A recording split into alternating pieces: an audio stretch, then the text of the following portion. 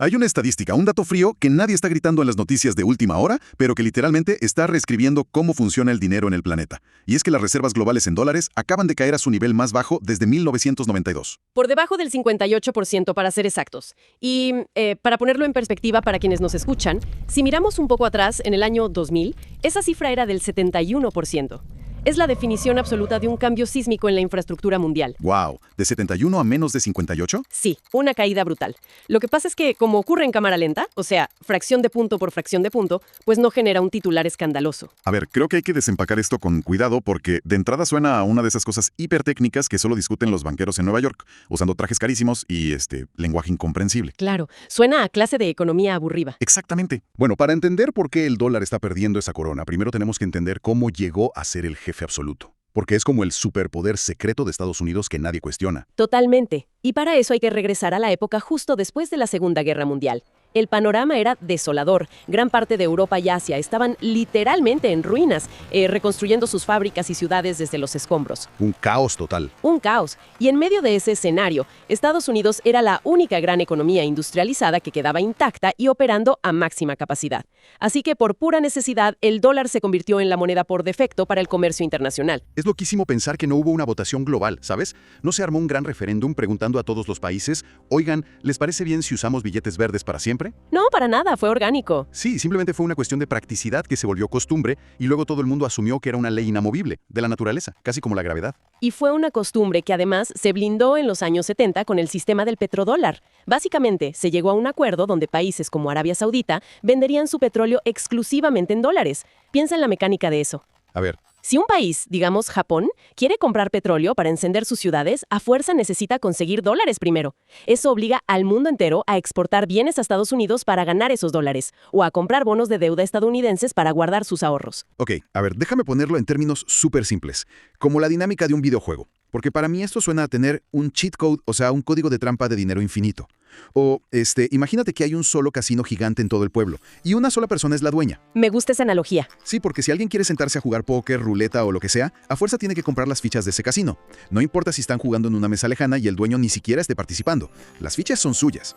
Y por el simple hecho de obligar a todos a usar sus fichas, este dueño se ahorra muchísimo dinero. Muchísimo, sí. Los reportes que revisamos dicen que esto le ahorra a Estados Unidos más de 200,000 millones de dólares anuales en intereses. Es una locura de dinero.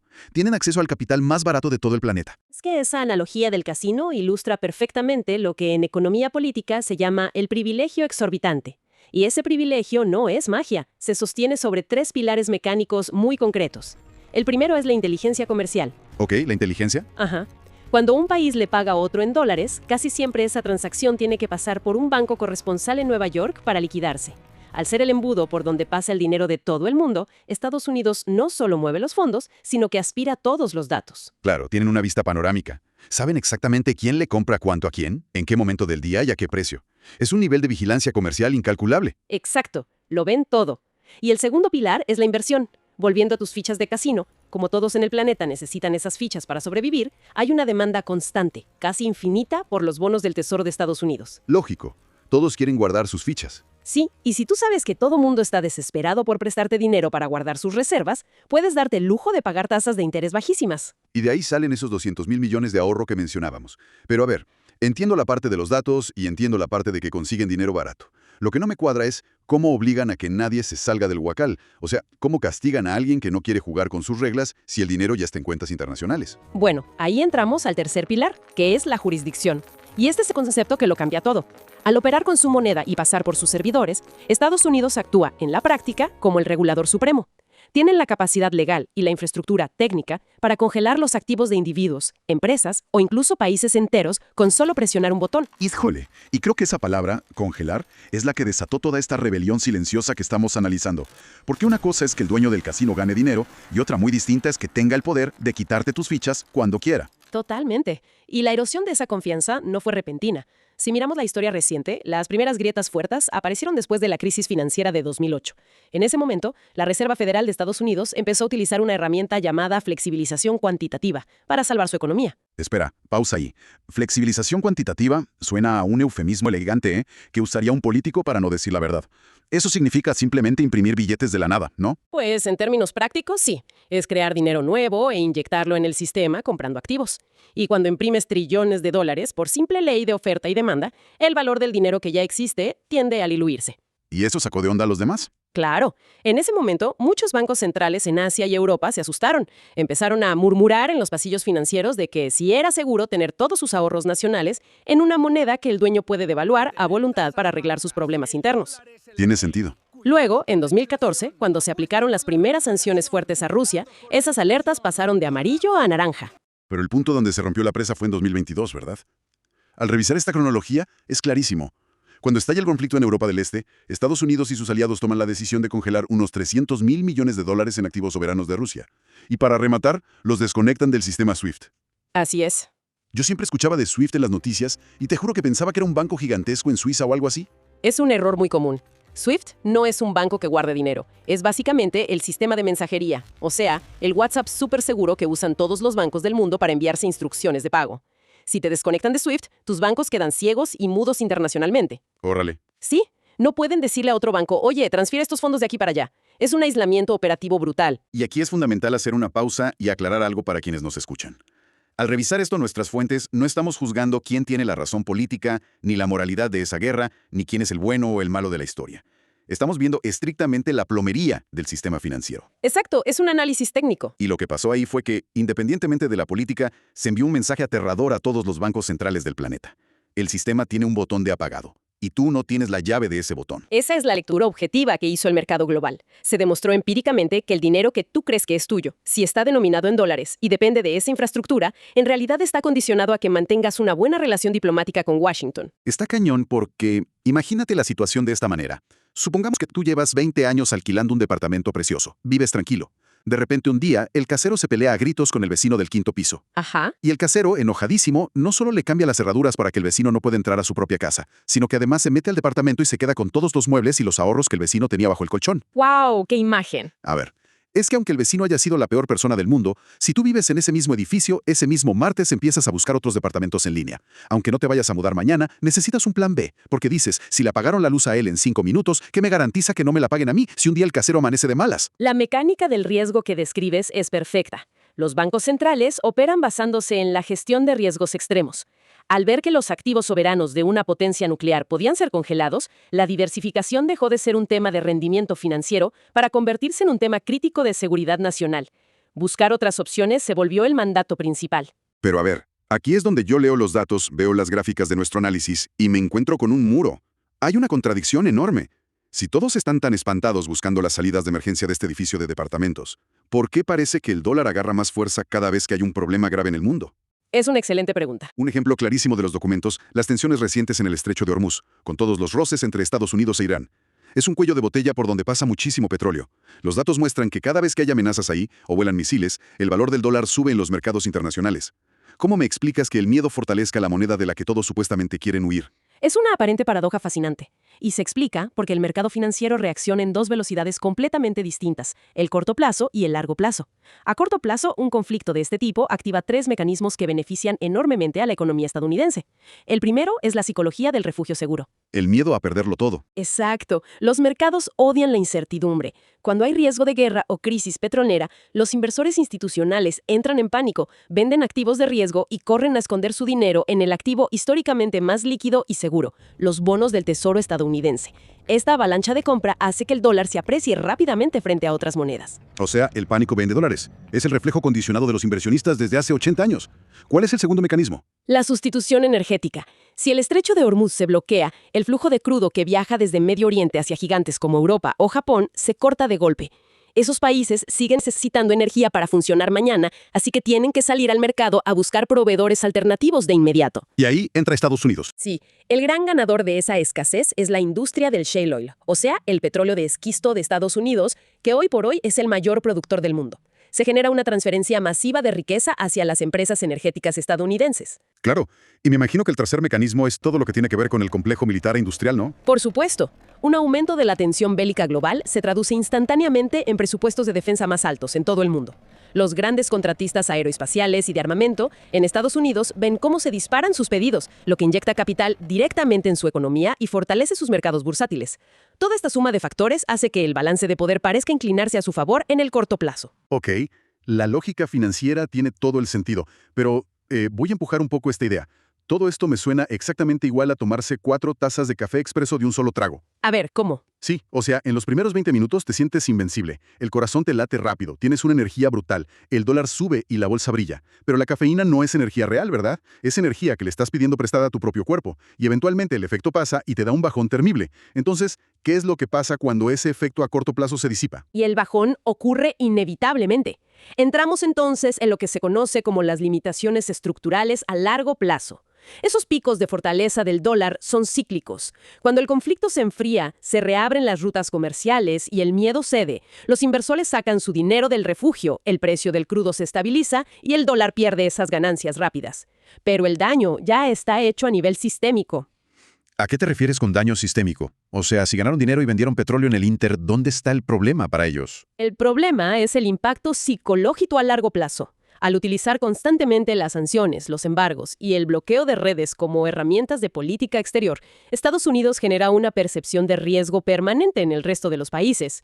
La gran ironía de todo este asunto es que esos mismos conflictos que hacen subir al dólar hoy actúan como el acelerante perfecto para que otras naciones financien sistemas financieros paralelos para mañana. Y eso nos lleva a la parte más jugosa de toda esta investigación, que es ver cómo están construyendo físicamente esas salidas de emergencia. Porque, repasando los apuntes, ya no estamos hablando de conferencias de prensa aburridas o teorías conspirativas en Internet. Hay infraestructura real operando en este momento. Y la velocidad a la que se está moviendo es inédita en el mundo de las finanzas internacionales, que normalmente es, hiperburocrático. Comienza con la alineación geopolítica del bloque BRICS. Lo que pasó en 2024 fue monumental. Sí, la expansión. Ajá. A los miembros originales se sumaron Arabia Saudita, los Emiratos Árabes Unidos, Irán y Egipto, entre otros. Esta coalición ya no es un grupo marginal. Ahora representan más de 1/4 parte del PIB global y prácticamente la mitad de la población del planeta. Neta, la mitad de las personas vivas están dentro de ese bloque.